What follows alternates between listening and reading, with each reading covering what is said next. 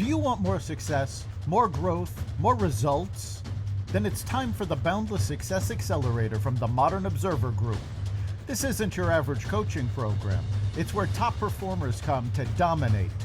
Weekly group sessions, on-demand coaching, a community that's got your back, and a power-packed library of tools to supercharge your business and career. No more excuses, no more waiting. Get in, level up, and start building the life you've been dreaming about.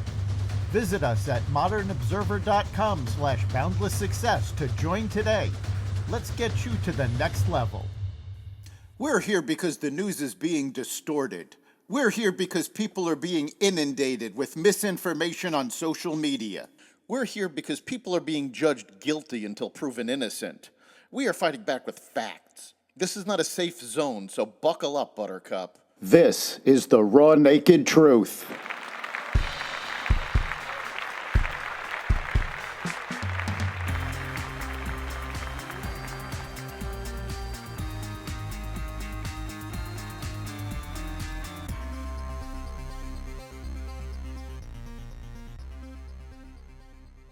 The U.S. bombs Iranian nuclear enrichment facilities. A setback for Trump's big, beautiful bill. The Supreme Court gives a win to oil companies and more. Welcome to the Raw Naked Truth. I'm your host, Eric Lopkin, and here's the news you need to know. The U.S. bombed 3 nuclear sites in Iran on Saturday in Operation Midnight Hammer, which President Trump hailed as a spectacular military success. Speaking from the White House, Trump said the strikes were aimed at ending Iran's nuclear threat and warned of far greater attacks if Iran does not make peace. U.S. military aircraft bombed Iran's Fordo, Natanz, and Esfahan nuclear sites using at least 6 bunker busters on Fordo, buried nearly 300 feet beneath a mountain. Trump declared the facility was completely and totally obliterated. Saturday's bombing followed Israeli strikes on Iranian nuclear sites and Iran firing hundreds of missiles across Israel. Officials confirmed that Trump approved attack plans Tuesday, but wanted to pursue negotiations first. The Trump administration explored a back-channel meeting with Iran in Istanbul, brokered by Turkey's president, as a last-ditch effort, but Tehran refused direct talks unless Israel halted its attacks. European and Iranian negotiators met in Geneva Friday in hopes of hashing out an agreement to de-escalate Iran's conflict with Israel over the nuclear program, but they failed to come to an agreement as Iran reportedly insisted it be allowed to continue enriching uranium. Iranian Supreme Leader Ali Khamenei, in what appeared to be his first comments since the U.S. attack, didn't mention America, instead saying Israel had made a grave mistake. Vice President J.D. Vance suggested that Iran still controlled its enriched uranium stockpile that could be used to make around 10 nuclear weapons.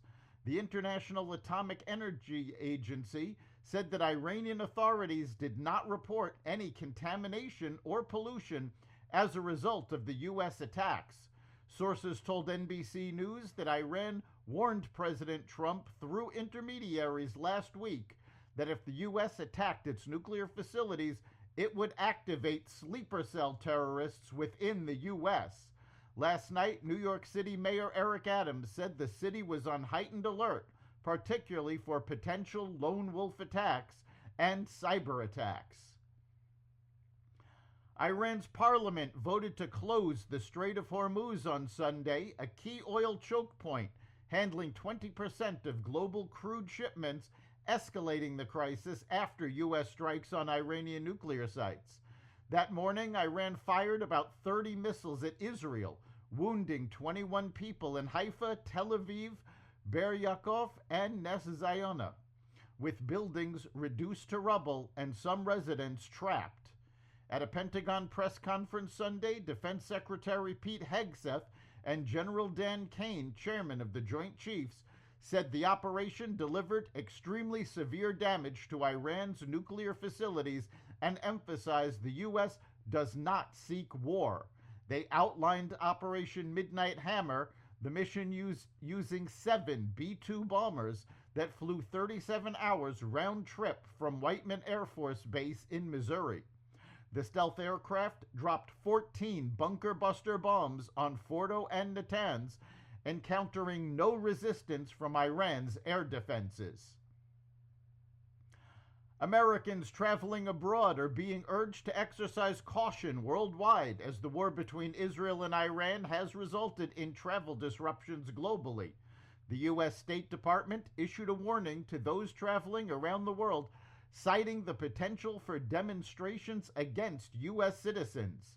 The conflict between Israel and Iran has resulted in disruptions to travel and periodic closure of airspace across the Middle East, the State Department said in its worldwide caution advisory. There is potential for demonstrations against U.S. citizens and interests abroad. The Department of State advises U.S. citizens worldwide to exercise increased caution. Last week, the State Department warned U.S. travelers to not travel to places like Israel, Gaza, and the West Bank because of armed conflict, terrorism, and civil unrest. The Islamic State, also known as ISIS, is believed to be behind a deadly suicide bombing that happened at a Greek Orthodox church in Syria on Sunday. At least 22 people were killed and 63 others were injured in the attack that took place at the Mar Elias Church in Dwellia, located at the outskirts of Damascus. It reportedly began while people were praying. The perpetrator first opened fire on the worshippers before detonating himself. While no group immediately claimed responsibility for the attack, Syrian Interior Ministry spokesman Nureddin al-Baba suggested ISIS as a likely culprit following a preliminary investigation. The security of places of worship is a red line, al-Baba said, further castigating ISIS and what remains of the former government of Ba'athist dictator Bashar al-Assad as actors trying to destabilize Syria. Senate parliamentarian Elizabeth McDonough has ruled that several key pieces of the massive bill to implement President Trump's agenda run afoul of the Byrd Rule and must be taken out of the package to allow it to pass with a simple majority vote on a special procedural fast track. These included a provision that would have eliminated the Consumer Financial Protection Bureau, cutting $1.4 billion in costs by reducing the pay of Federal Reserve staff, cutting $293 million by reducing the Office of Financial Research funding, and cutting $771 million by eliminating the Public Company Accounting Oversight Board. The U.S. Supreme Court sided on Friday with fuel producers that had opposed California's standards for vehicle emissions and electric cars under a federal air pollution law, agreeing that their legal challenge to the mandates should not have been dismissed. The justices in a 7-2 ruling overturned a lower court's decision to throw out the lawsuit by a Valero Energy subsidiary and fuel industry groups. The lower court had concluded that the plaintiffs lacked the required legal standing to challenge a 2022 U.S. Environmental Protection Agency decision to let California set its own regulations. The government generally may not target a business or industry through stringent and allegedly unlawful regulation, and then evade the resulting lawsuits by claiming that the targets of its regulation should be locked out of court as unaffected bystanders, conservative Justice Brett Kavanaugh wrote for the majority. Federal Reserve Governor Christopher Waller said in a CNBC interview that he and his colleagues should consider slashing interest rates as early as July because he doesn't believe tariffs will significantly drive up inflation. These remarks came after he and other Fed governors voted to keep rates unchanged last week. President Trump has criticized Fed Chair Jerome Powell for refusing to lower them, but with Waller's comments, the call is now coming from inside the Fed. Waller noted that he wasn't speaking for the whole committee that decides, but said it was time to start thinking about a cut to avoid harming the labor market. That presents a stark contrast to the cautious tone Powell struck in a press conference earlier last week, reiterating the Fed's wait-and-see stance and expressing concerns that tariffs could still drive up prices. That's the Raw Naked Truth.